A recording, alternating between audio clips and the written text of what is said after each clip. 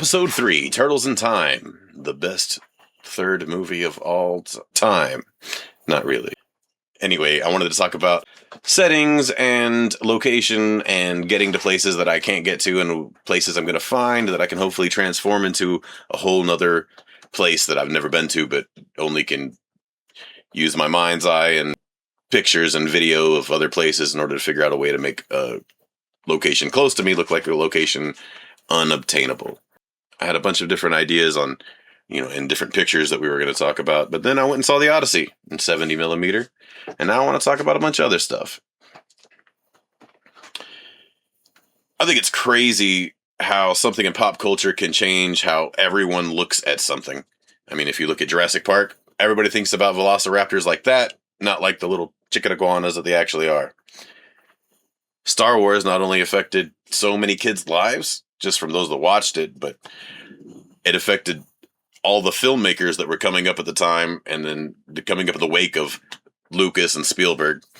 Amazing the effect and the impact that these movies could have just across cultures, across times. These movies got cult followings because they were game-changing when they came out. I mean, before The Odyssey was written, there were only a few tales that were on such a grand scale that weren't deeply religious. I actually looked it up, and the Epic of Gilgamesh was written in 2000 BC, and that probably inspired The Odyssey, which is written 1,200 years later. And then Homer went on to inspire 1 million stories in the Western world. The story's been told and retold countless times. But the Google AI says that there's 17 movies and 30 movie adaptations, which I don't really understand the difference, but you believe what you want when it comes to the information from the Google AI, which I don't recommend. But I'm saying all this just to say that Christopher Nolan brought something out of this story that I don't think anyone has since Oh Brother, Where Art Thou? The horror aspects he brings, especially to the Cyclops and to Circes, by far my favorite parts of the story. The lighting, the pacing, the music, it really brought out the creepiness and really set the stage for the stress of the situation. I was really trying to pay attention to the details of the cave, the lighting, the way that it got completely dark whenever they closed the lid or the door, the way the Cyclops interacted with the humans and the sheep. His face contorted and twisted differently when he realized there was a difference. All these came together and just creeped you out. I think a lot of other people could have made it really goofy or silly, but I mean, the pig scene with Circe, the way you could feel your bones moving and checking yourself for a tail and making sure what you're eating isn't anything from her, you putting yourself immediately in the horror that the soldiers had to feel is amazing. I also went into this movie not really knowing who all was in it, really. Just from people talking about it, I knew Matt Damon, Anne Hathaway, Tom Holland were in it. And that was about it. Christopher Nolan directing. It's about as far as I knew. I had no idea John Leguizamo was in it. Great. He's one of my all-time favorite actors. I had no idea he was in this. Not a clue. I loved him since Luigi, the clown, Tybalt from Romeo and Juliet. Actually, when I grew up, he released this HBO special. It was like a stand-up that he did on Broadway. More of a autobiography called Freak. It's amazing. He did like 12 different, I don't know how many different, a whole bunch of different characters, all different accents, different body language. He put his entire self into that. He apparently on Broadway, he would sell out. He's one of the only one-man shows to sell out. And he was one of the only shows to bring people that weren't just like 40-year-old white couples to the show. He would bring the Latino crowd, the younger crowd, the people that wouldn't normally go to Broadway. They'd go to various other shows that didn't cost so much, specifically to go see John Leguizamo. It's amazing.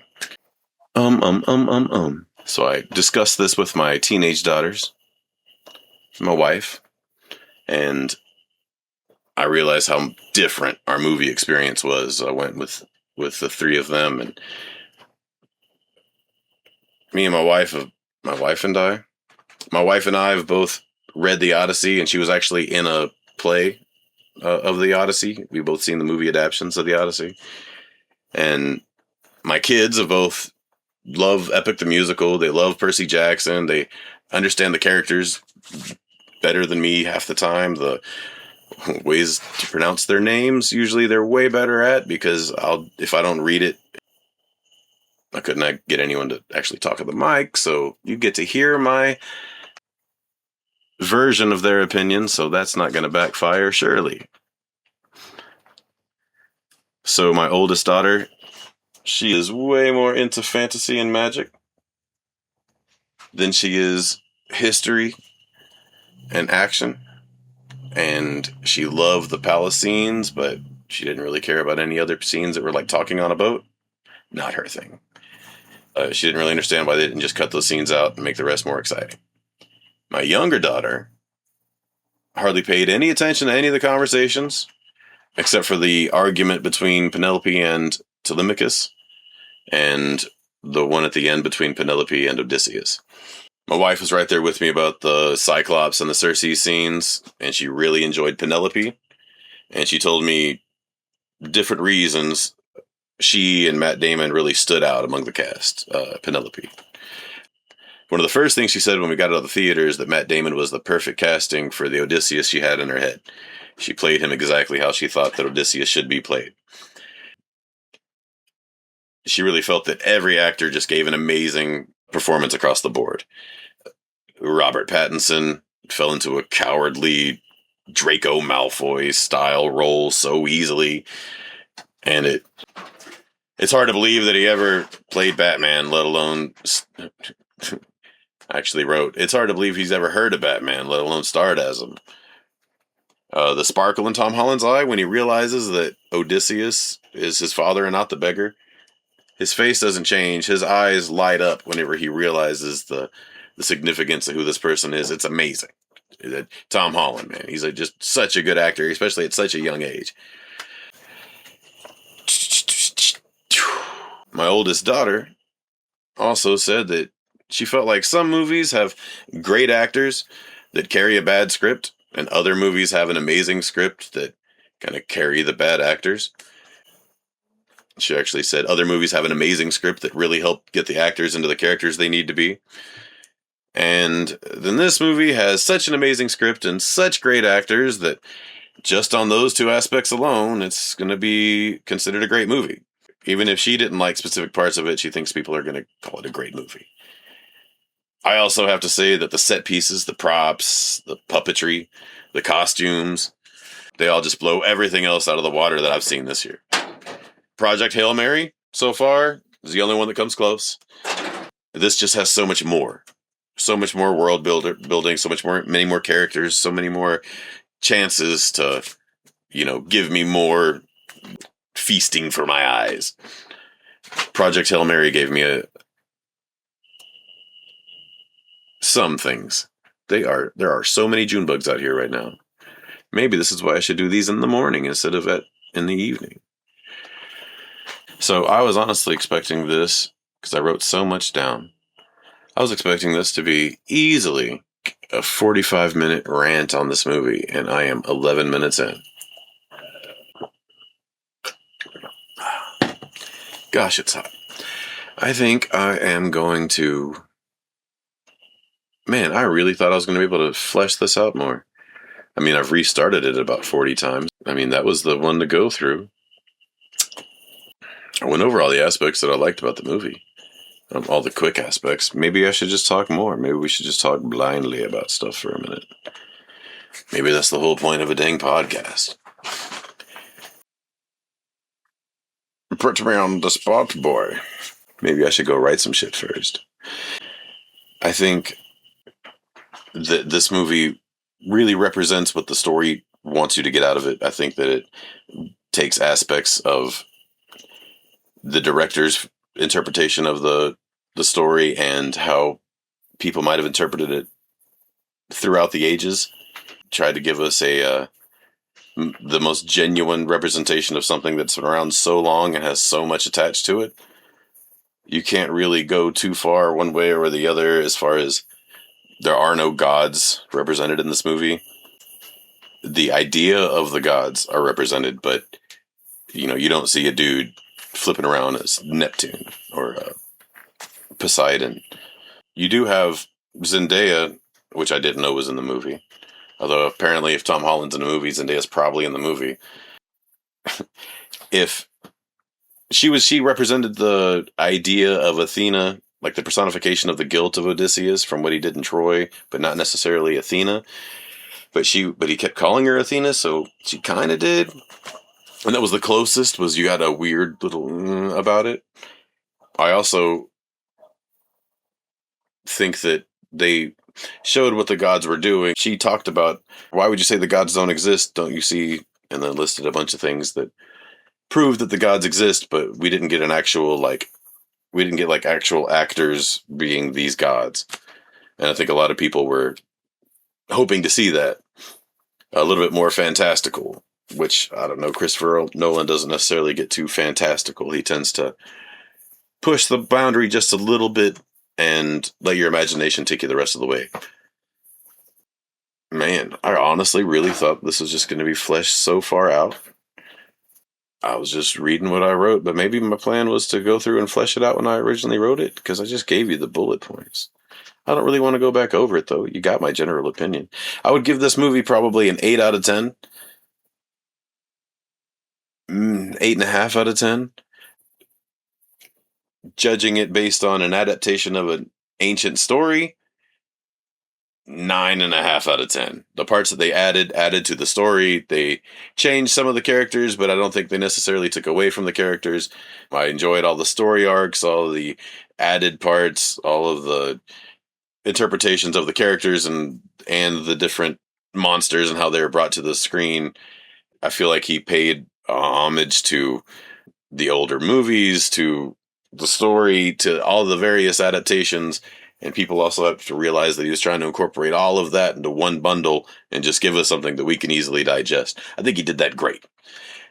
As a movie that has no ties to anything else, and I just went to go see it, there are definitely some parts that I would personally wish were different. But those are pretty much the parts that keep it faithful to the Odyssey.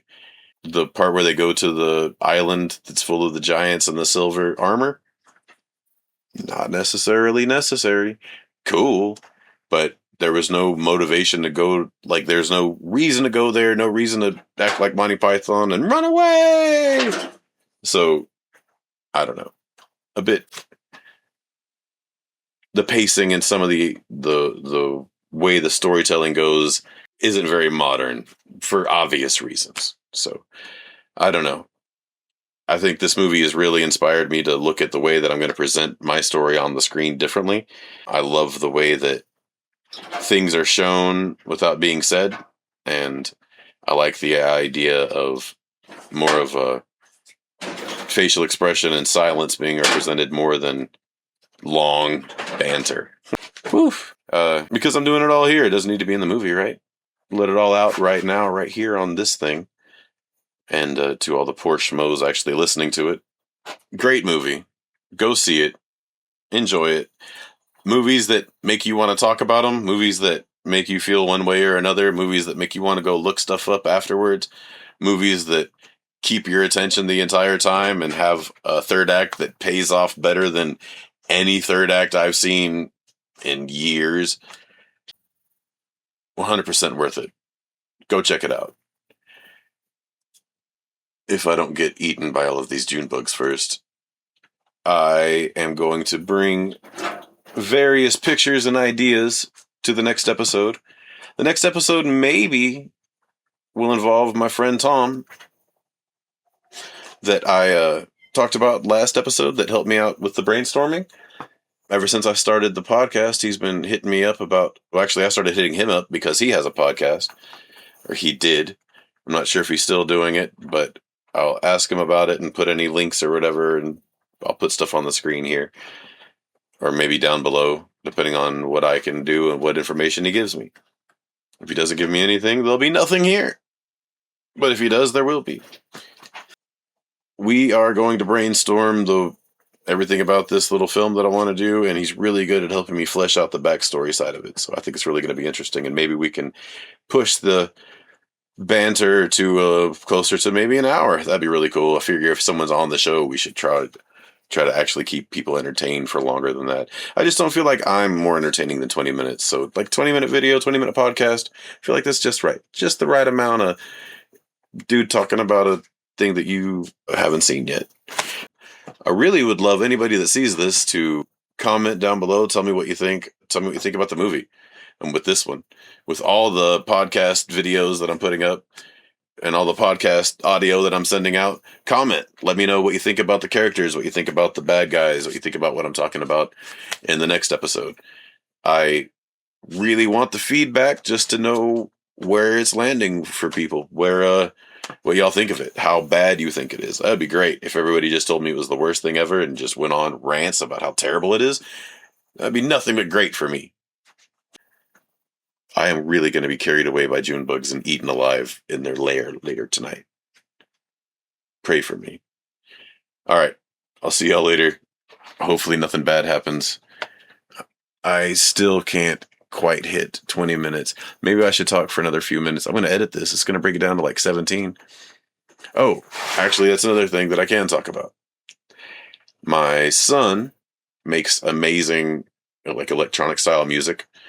He's essentially a composer in his own right. Some of his stuff is amazing. I don't know if he has any socials for you to hear it yet, but I am going to take a snippet or two from his latest song and use that as my intro. Hopefully it'll be in this episode. So if you hear that, that's my son. That's his music. That's his completely original composition. He's done every single part of it all on his own, from the conception to the master at the end. So shout out to Josiah. He did not see the Odyssey with us. He does not watch movies. That is sitting for 3 hours and watching one thing without being able to do anything else. Yeah, right. Anyway, y'all have a great one. Once again, please make sure that you tune in for the next episode to see whether or not I am scarred by all of the June bugs trying to eat my face. All right, y'all have a good one.